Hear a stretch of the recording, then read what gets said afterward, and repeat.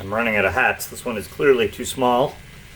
Alright, so last one I'm going to do today, unrolling a disc. So what we've got is we got this disc. It's got a mass of m, a radius of r, so all the obvious variables as usual. Let's see, it's a disk, so that means our I is going to be 1/2 mr squared, about the center of mass. All right, so this one, a lot of you probably looked at this and thought, whoa, how we've never done anything like this. But here's the deal. It's the exact same thing as a ball rolling down a ramp, except it's a vertical ramp. And now, instead of friction providing that torque that makes it roll, it's the tension. So there's really just two forces we care about. There's force of gravity, which is mg, and there's tension, which is unknown, right? Let's do tension in green, shall we? Ft, there we go, tension. All right, so, sorry, I'm looking to see if you can see the green, Ft. All right, so, I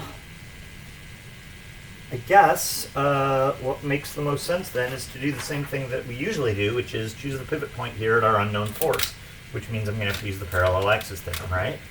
So let's call this P.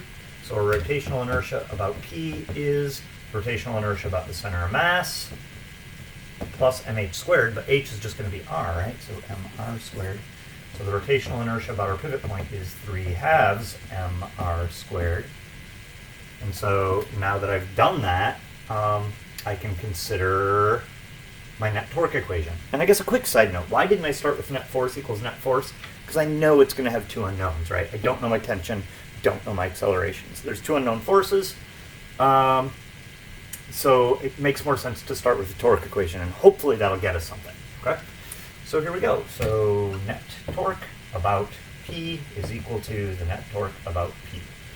So I, 3/2 mr squared, times alpha, remember alpha is always just a over r, equals, well, if this is my pivot point, gravity is the only thing producing torque, so that's mg, and my radius is r.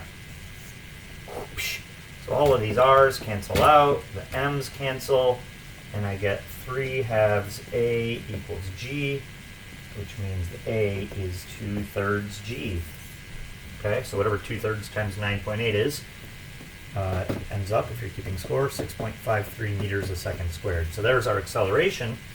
And now we can go back and look at net force equals net force because I've resolved one of those unknown quantities, in this case the acceleration. So now I'm just going to go net force equals net force. So mass times acceleration. I'm choosing down to be negative because my acceleration is down. So that's equal to Fg, which is m times 9.8 minus tension. Oh, it looks like my answer is going to have to be in terms of m. Oh, good, and that's the way the problem was worded. Okay, so if you solve this, your tension ends up being 3.27 m. 3.27 times the mass. All right, so there you go. I hope this was helpful.